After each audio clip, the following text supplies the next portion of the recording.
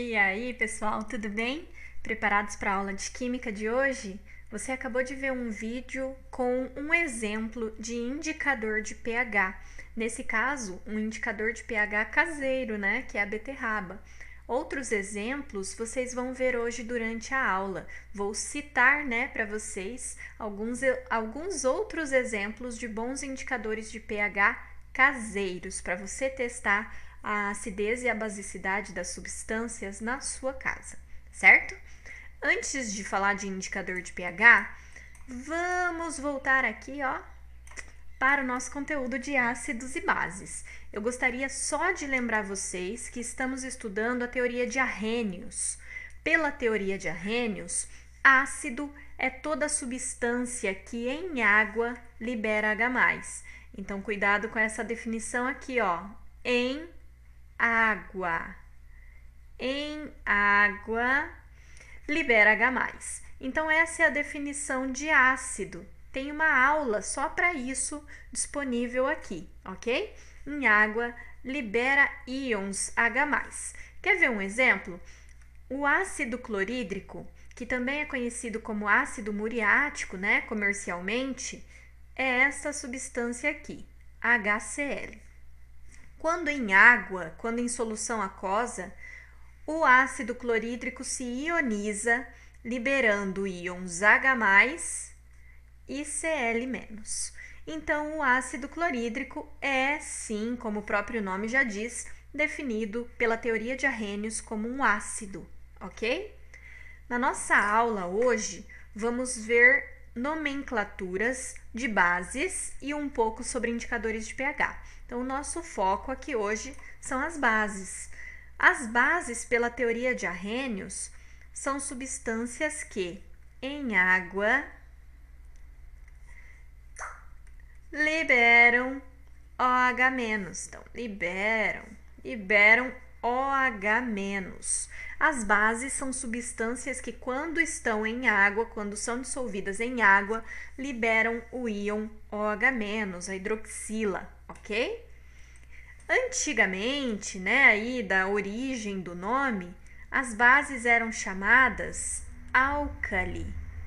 Isso aqui é importante porque muitas vezes uma substância básica, ela pode ser chamada de alcalina. Então você pode encontrar aí nos seus exercícios, nas provas, como substância alcalina. Meio alcalino é a mesma coisa que um meio básico, ok? Isso aqui para confundir é muito bom. Meio alcalino é a mesma coisa que meio básico, tá? Acostumem-se então com os dois termos, eles são sinônimos. Meio alcalino, meio básico. Vamos falar um pouquinho sobre nomenclatura. Classificações de bases primeiro, aí então nomenclatura, tá? Só pra gente não perder aqui a ordem. Primeiro vamos classificar, gente. Classificar a base, a classificação das bases pode ser feita em termos de quantidade de hidroxila. Por exemplo, então vamos colocar aqui a classificação. Ela pode ser feita em termos da quantidade de hidroxilas. Eu vou dar 3 exemplos para vocês. O hidróxido de sódio, que é a soda cáustica, também encontrada no mercado. Quando está em água, eu vou fazer até aqui, ó, um símbolo de equilíbrio químico, ok? Um equilíbrio iônico. Ela libera íons sódio e OH-. É uma base, ok? Inclusive é uma base forte, já a gente vai falar mais sobre isso. Também existe aí, ó, o hidróxido de cálcio. Essa é a fórmula molecular do hidróxido de cálcio. O que acontece quando o hidróxido de cálcio é colocado na água? Hidróxido de cálcio na água vai liberar íons cálcio 2+ e, duas hidroxilas. E o nosso último exemplo aqui para classificação é o hidróxido de alumínio. O hidróxido de alumínio, o alumínio é um elemento químico que está na família 3A. Quando o hidróxido de alumínio é dissolvido em água, ele libera íons alumínio 3+, e 3 hidroxilas, que é o que ele tem em sua estrutura, ok? Então, pessoal, as bases elas podem ser classificadas de acordo com a quantidade de hidroxilas que elas liberam, quantidade de hidroxilas que elas possuem ali em sua estrutura, ok? A primeira, que libera apenas uma hidroxila, tem apenas uma hidroxila na estrutura, monobase. Então, se tem apenas uma hidroxila, monobase. 2 hidroxilas, dibase. E 3, isso aí, tribase. Tribase. Muito bem. Então, elas podem ser classificadas dessa maneira. Assim como os ácidos, elas também podem ser classificadas como bases fortes ou bases fracas. Isso tem a ver com a quantidade, né? Essa informação, se a base é forte ou se a base é fraca, está relacionada ao grau de ionização, ao quanto de íons hidroxila ela consegue liberar. A quantidade de íons hidroxila é, por exemplo, não relacionado à quantidade do íon em cada molécula, como nós vimos aqui, ok? Esta daqui é uma das classificações. Agora, imaginem o seguinte. Você coloca em um copo de água, aqui o nosso copo de água. Você coloca aqui 100 moléculas de NaOH. 100. Quantas dessas moléculas vão se ionizar? Quantas dessas 100 moléculas vão se separar em íons Na+ e íons OH-. Isto indica o grau de ionização, ok? É a quantidade de moléculas ionizadas dividido pela quantidade de moléculas dissolvidas. O grau de ionização, ele também está bem explicadinho lá no vídeo dos ácidos, tá? Então, dá uma olhadinha lá no outro vídeo para tirar essa dúvida. Conforme o grau de ionização, então, quanto maior o grau de ionização, nós temos aí as bases fortes, a classificação das bases fortes. Grau de ionização acima de 50%, a base é considerada forte. Abaixo de 50%, a base é fraca, certo? Tem alguns exemplos? Temos. Vamos colocar aqui, ó.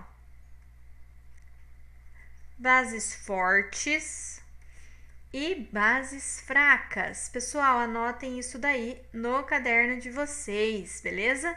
Funções inorgânicas é um conteúdo extremamente importante.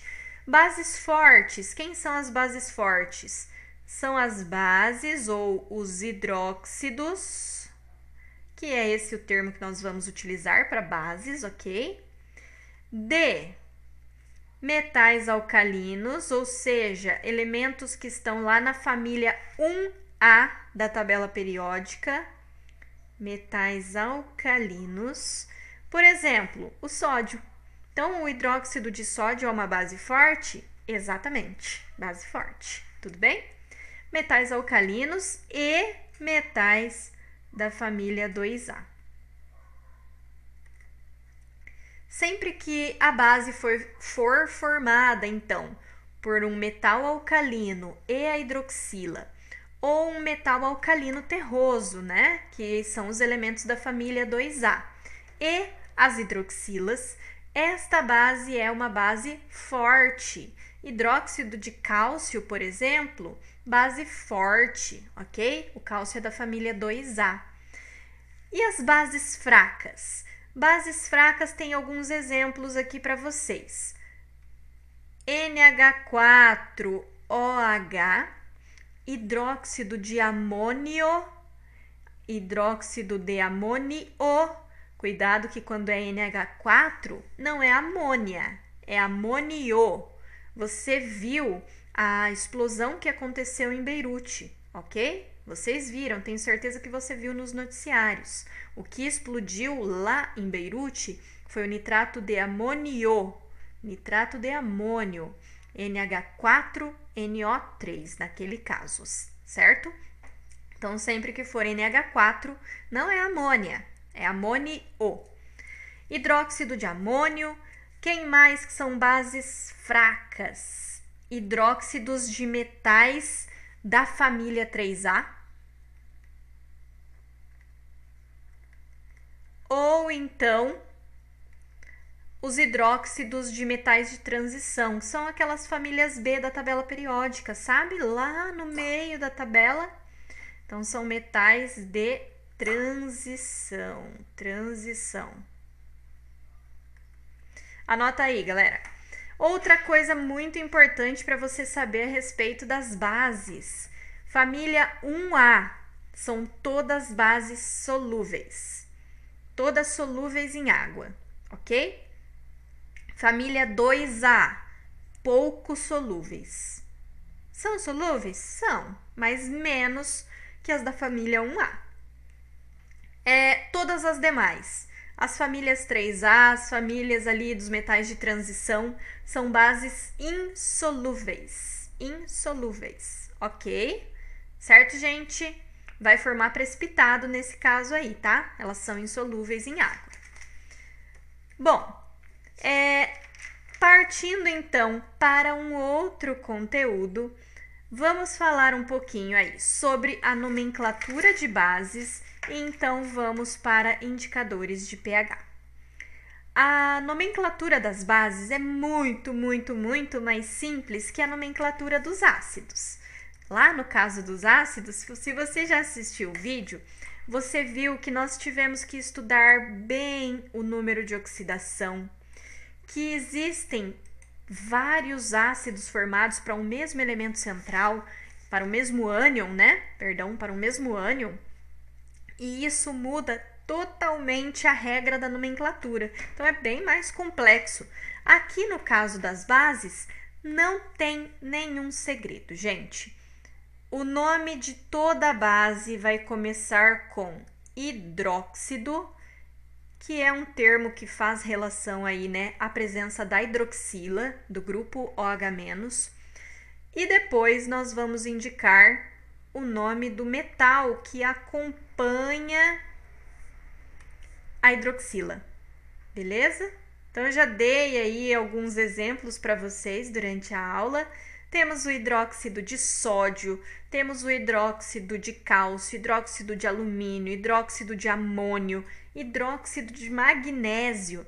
Então, tem vários exemplos aí que são muito conhecidos de vocês ou da família de vocês. E só precisamos disso, só precisamos saber o nome do metal e a gente vai colocar o hidróxido ali no começo. Hidróxido de e o nome do metal. Só tem uma exceção, galera, um detalhezinho que pode mudar. Às vezes, principalmente no caso dos metais de transição, tá? Metais de transição como no caso do ferro. O ferro, ele consegue formar duas bases. Por quê? Existem dois números de oxidação possíveis para o ferro. Ele pode ser um ferro 3+, e ele pode ser um ferro 2+. Então, lembra lá do número de oxidação? Se você não lembra, tem bastante lá no vídeo dos ácidos, tá?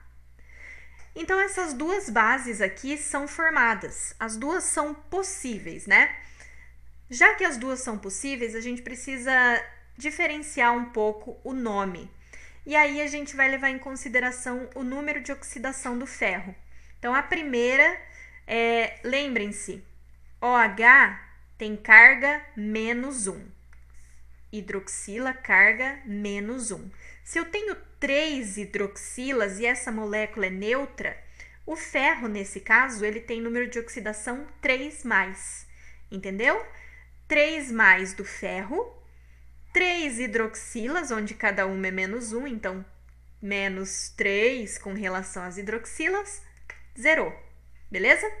E no caso de baixo, são 2 hidroxilas, o ferro é 2+. Então, na nomenclatura, nós vamos colocar essa informação. Epa, peraí, gente, troquei aqui. Aqui, hidróxido de ferro, 3. E o último caso, hidróxido de ferro, 2. Esses casos acontecem muito ali com os metais de transição, certo? Hidróxido de ferro, hidróxido de cobre, pode ser que você vai encontrar mais do que um estado de oxidação e assim terão ali 2, 3 nomes diferentes, tudo bem? Mas é só acrescentar o número de oxidação do metal ao final da nomenclatura. Gente, o que nós temos aí, né, de bases conhecidas que vocês têm na casa de vocês ou que existe no mercado, na farmácia, que são bases de fácil acesso? As bases, elas podem ser encontradas como hidróxido de sódio, que é a soda cáustica no mercado. Olha só, o hidróxido de sódio é uma base forte, ele é presente lá no mercado, né? A gente encontra no mercado, está presente no mercado, porque ele é usado para fazer sabão ou em limpeza doméstica. Só que a soda cáustica, como é uma base forte, né? O hidróxido de sódio é uma base forte, é preciso ter muito cuidado para trabalhar com ele. Então, se você tem alguém aí na família que faz sabão, provavelmente você já viu que existe todo um cuidado, porque assim que você coloca a soda cáustica em água, é uma reação muito exotérmica, isso vai aquecer, isso é perigoso. E se você entrar em contato direto com essa solução, a sua mão vai sofrer uma queimadura, ok? Então, tomem muito cuidado com bases fortes, assim como no caso dos ácidos fortes. O hidróxido de cálcio, que nós também já citamos aqui hoje, olha, o segundo aqui, a nossa de base, o hidróxido de cálcio é a cal hidratada. Você também já ouviu falar de cal, né? Cal, que é usada aí nas reformas da nossa casa. Quando vai fazer uma reforma, precisa de cal. A cal hidratada é o hidróxido de cálcio. O hidróxido de alumínio, que está aqui o nosso terceiro exemplo, ele é usado para azia. Então, você pode encontrar o hidróxido de alumínio na farmácia, por exemplo, ou em medicamentos como o Gastrol, se eu não me engano. Será que o Gastrol é de alumínio? Depois eu dou uma confirmada, gente. Ou olhem aí na casa de vocês. Quem tem alguma pastilha para azia, para o estômago, dá uma olhadinha se lá não tem um hidróxido de. Com certeza tem, porque quando nós estamos com essa sensação de azia, é porque o nosso estômago ele está muito ácido. Então, o que a gente precisa para melhorar essa sensação? Tomar algo um pouco mais básico, né? Ingerir aí um medicamento ou algum líquido, algum chazinho que seja mais básico para neutralizar a acidez do nosso estômago. Então, dá uma olhadinha lá naqueles medicamentos para azia que você vai encontrar hidróxido.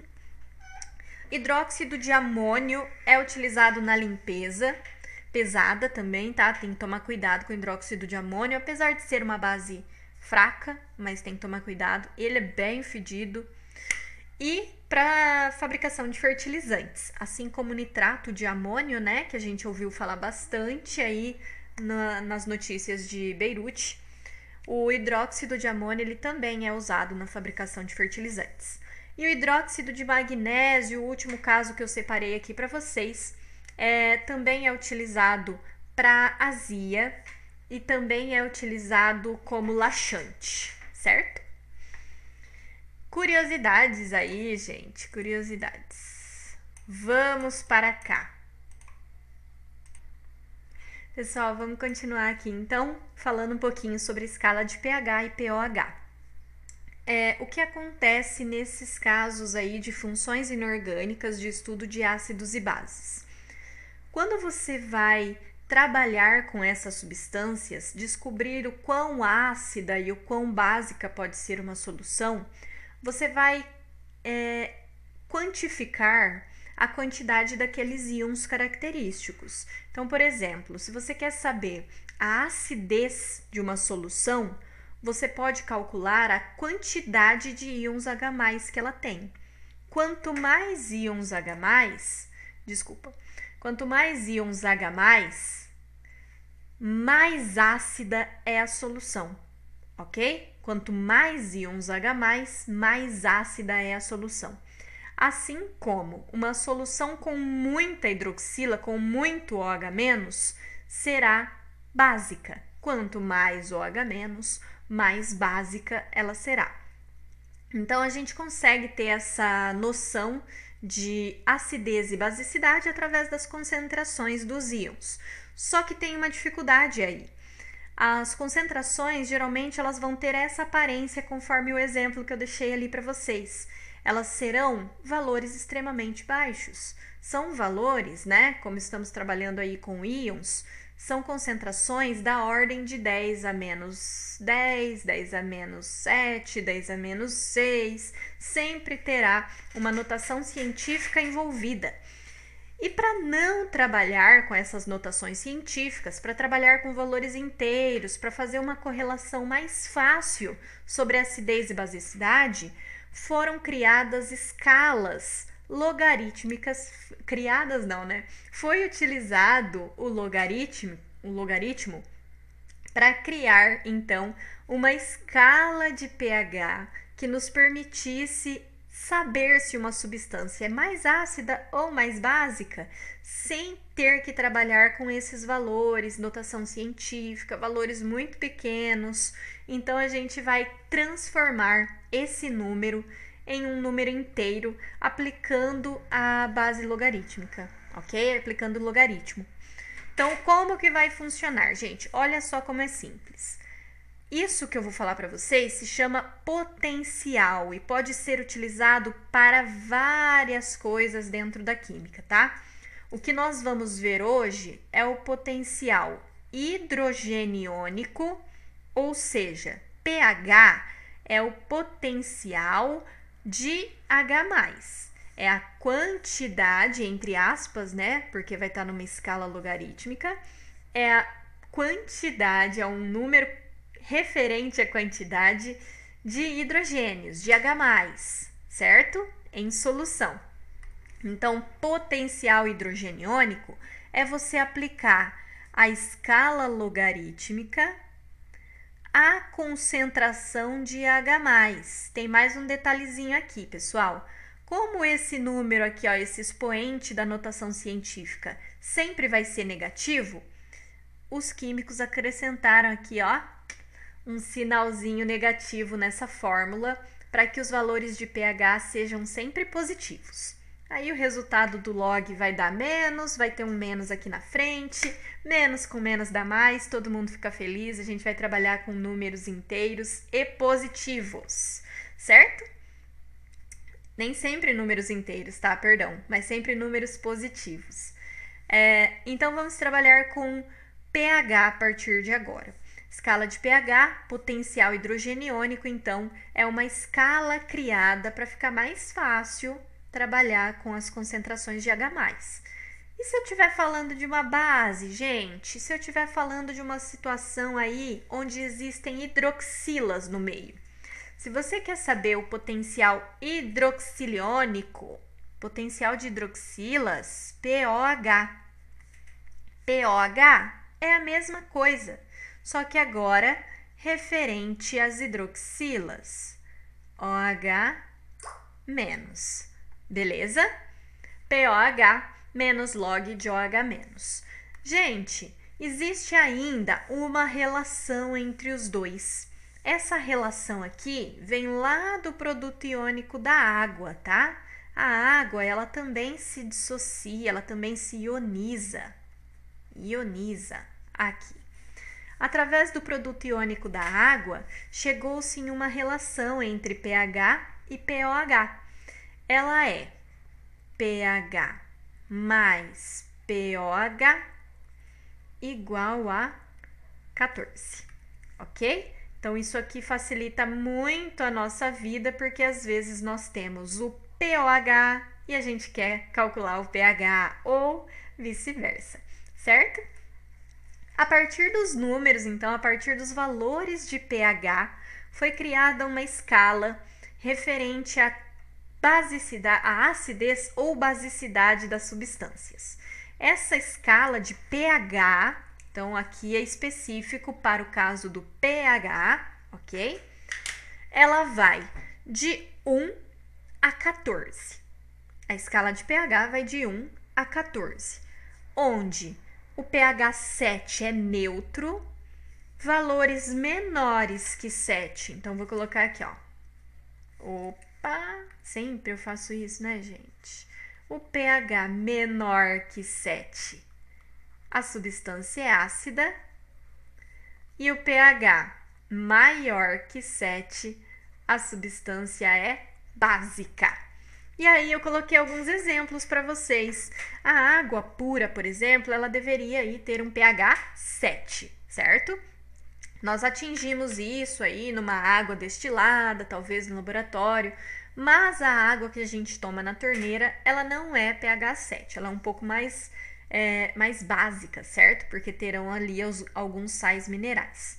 A água encontrada a água mineral, né, a água de garrafinha, ela também é um pouquinho mais básica aí do que esse pH 7.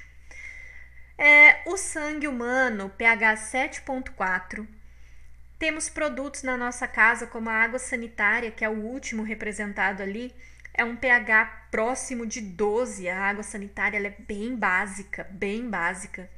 E nós temos pHs menores que 7, que são conhecidos de vocês também. O tomate é ácido, o limão é ácido, o vinagre é ácido, o nosso suco gástrico é ácido, refrigerantes são ácidos. Falei isso na aula de ácidos, né? Por que o refrigerante é ácido? Lembra disso? Qual é o gás solubilizado no refrigerante e que ácido que ele forma? Isso é muito importante, o Enem adora essa questão. Então, gente, a escala de pH, ela serve para nos ajudar a classificar as substâncias sem saber ali, ó, sem ter que ficar contando quantos íons H+ e quantos íons OH- tem. Nós sabemos se duas soluções, qual é mais ácida e qual é mais básica, através dessa escala de pH. Sabendo o pH, nós descobrimos então quem é mais ácido, se é básico, se é neutro ou esses níveis aí de acidez e basicidade, certo? pH ele é determinado em laboratório, existe um equipamento que é chamado de pHmetro. Então tem ali uma sonda, a gente coloca na solução e ela faz a leitura. Mas também podemos descobrir, aí a gente não fica sabendo o valor certinho, tá? No caso que eu vou contar agora. No pHmetro a gente descobre o valor exato do pH. Você coloca ali o eletrodo, essa sonda, e ele já vai te dar o valor certinho, se é 7,4, se é 7,7, exato. Mas se você não quer essa exatidão, se você não precisa saber do valor, se você quer só ter uma ideia se uma substância é mais ácida, mais básica ou neutra, você pode fazer isso através de indicadores de pH. Os indicadores de pH são substâncias que mudam de cor de acordo com a faixa de pH em que elas estão. E isso é muito específico para cada substância, tá? Existem corantes no laboratório, por exemplo, como a fenolftaleína, que ela fica incolor se o meio for básico e ela fica rosa se o... Deixa eu ver se eu falei correto, tá? Eu vou repetir. Incolor em meio ácido e ela fica rosa em meio básico. Fica pink, bem bonita a fenolftaleína. Outro exemplo que eu até já comentei com vocês, né? Acredito que eu tenha pedido uma pesquisa disso para vocês. Eu só não tenho certeza se foi nessa turma, mas eu já pedi essa pesquisa. As hortênsias. As hortênsias são flores que podem ser encontradas como rosa, na cor rosa e na cor azul. Quando ela é azul, é porque ela cresceu num solo ácido. Quando ela é rosa, ela cresceu num solo básico. Então, eu mandei um vídeo para vocês. Na verdade, coloquei o vídeo aqui no começo, né? Você já assistiu. Utilizando a beterraba. A beterraba, ela tem um indicador natural na sua composição, que são as antocianinas.